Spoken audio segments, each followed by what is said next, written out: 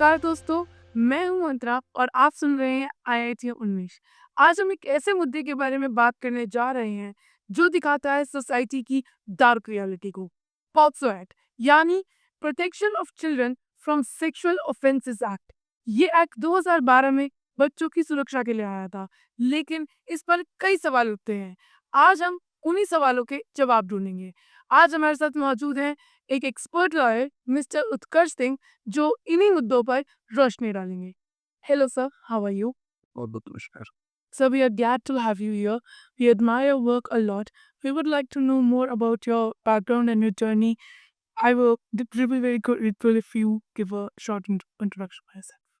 अंतरा, पहले तो बहुत बहुत शुक्रिया मेरे को एक्सपर्ट लॉयर बोलने के लिए। मैं एक्सपर्ट नहीं हूँ, I am just a practising lawyer.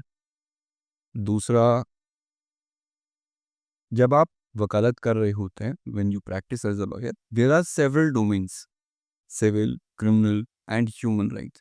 So at the moment I am taking cases pertaining to human right infringement taking place across the country. तो इसमें से कुछ जो वायलेशंस हैं वो कभी रिपोर्ट नहीं होते हैं। तो हम at the moment what I am trying to put those cases before the court as the cases which are rarely represented. Thank you, sir, for your brief introduction. Let's move further to the questions.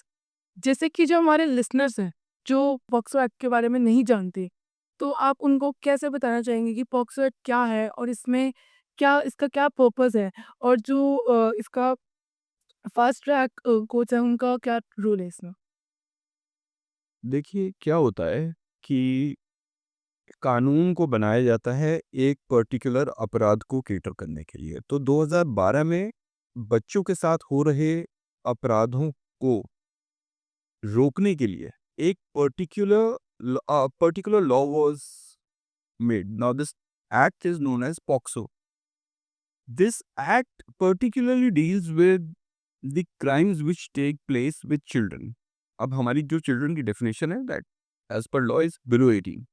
तो 18 साल से नीचे के जो बच्चे हैं, and this act is gender बाइस नहीं है, ये जेंडर न्यूट्रल है। तो इसमें either of the gender can be victim, और जो उनके साथ अपराध होता है उसे डील किया जाता है।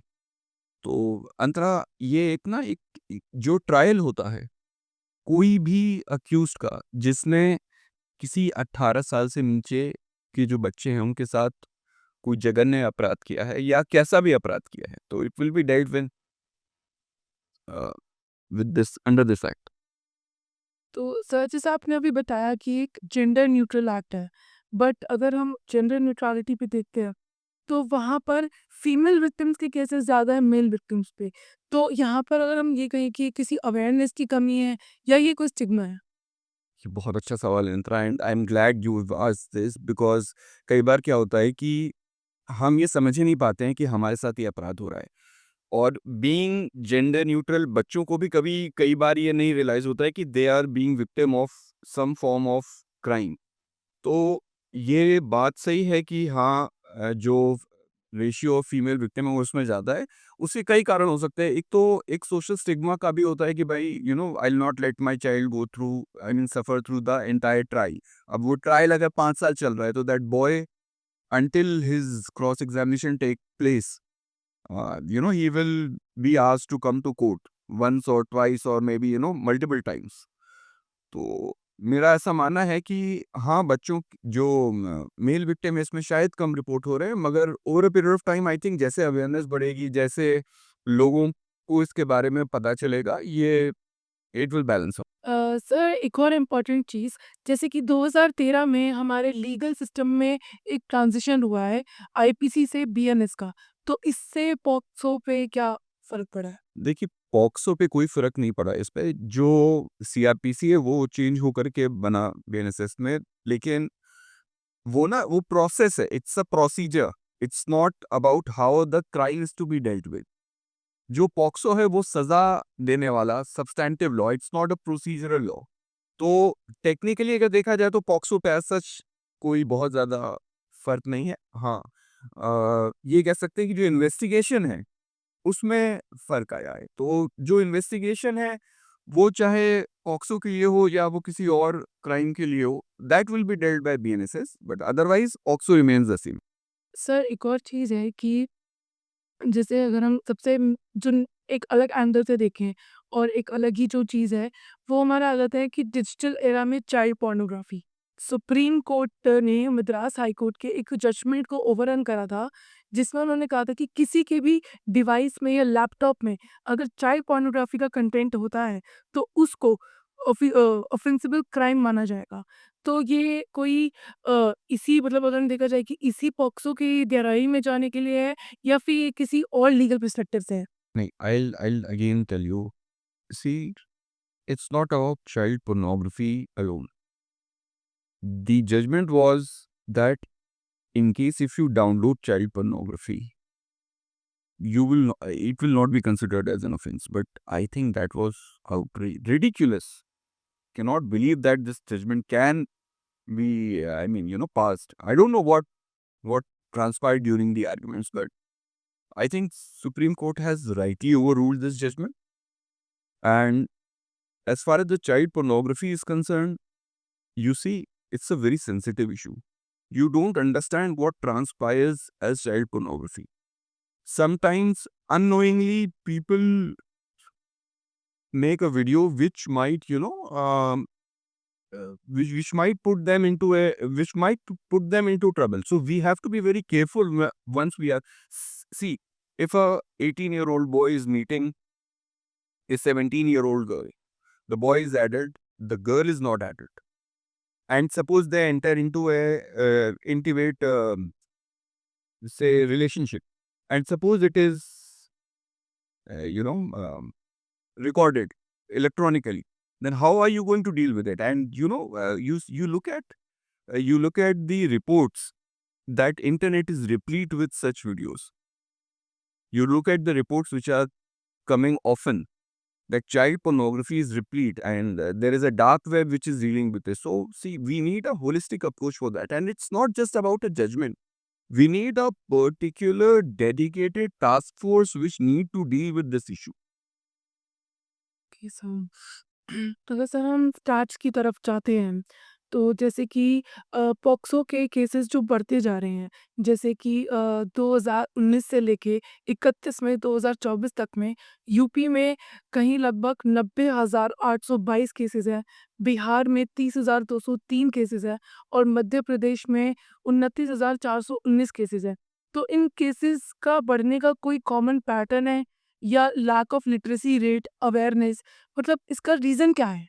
देखिए, पहले तो हमें एक डिस्टिंक्शन ड्रॉ करना पड़ेगा कि क्या what forms a crime under POXO.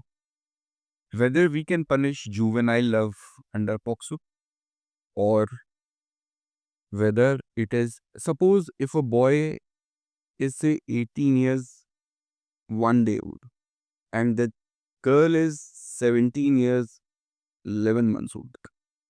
The difference is hardly a month. But as per law, that boy will be tried as an adult.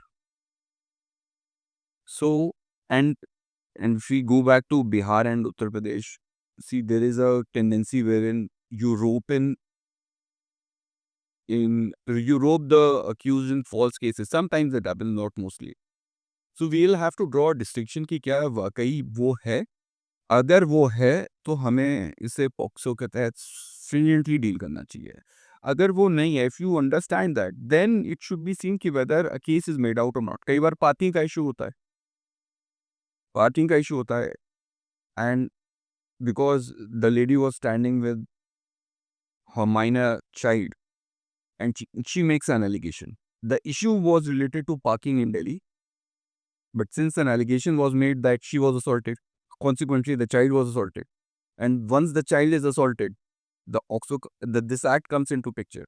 So we'll have to see, we'll have to figure out whether the cases. हालांकि आपका ये कहना ठीक है कि जब तक awareness नहीं होगी तब तक ये कानून का उतना इस्तेमाल नहीं किया जाएगा. तो awareness is the first part. The first part. Sir अगर हम उधर ही जा रहे हैं, तो जो चीज़ है कि अगर हम अपनी पुलिस फ़ोर्स में भी देखते हैं, तो वहाँ पर महिला कर्मचारियों की बहुत ज़्यादा कमी है। कहीं सिर्फ़ 10% ही महिला कर्मचारियाँ हैं पुलिस की लाइन में। तो यहाँ पे कैसे हमें फ्री ट्रायल्स मिलेंगे, जिससे हमारा जो फीमेल विक्टिम है, उसको जस्टिस मिल सकता है? बहुत, बहुत अच्छा सवाल है।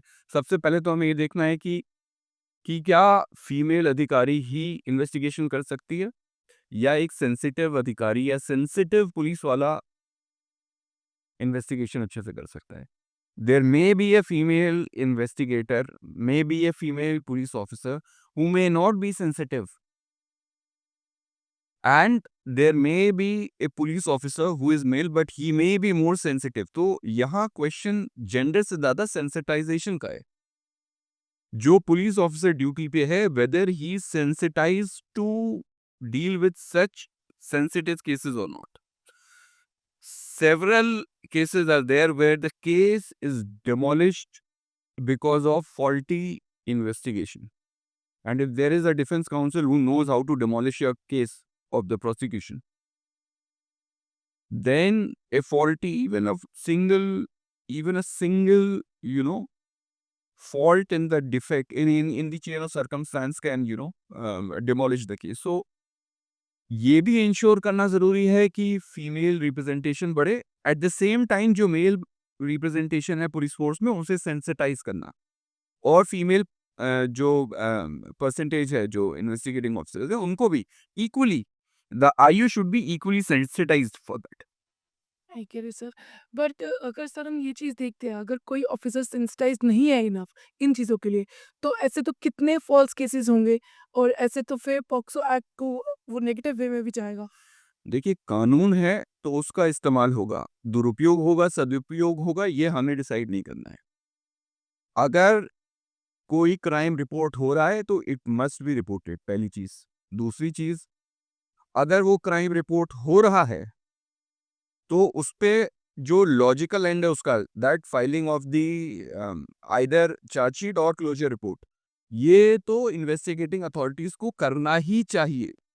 उसका रीजन ये है कि भाई, you are not the person to make a judgement on the guilt of the accused. You are only there to investigate. Courts are there for that, and a lawyer is there to defend the accused, and the state is there to see represent the victim.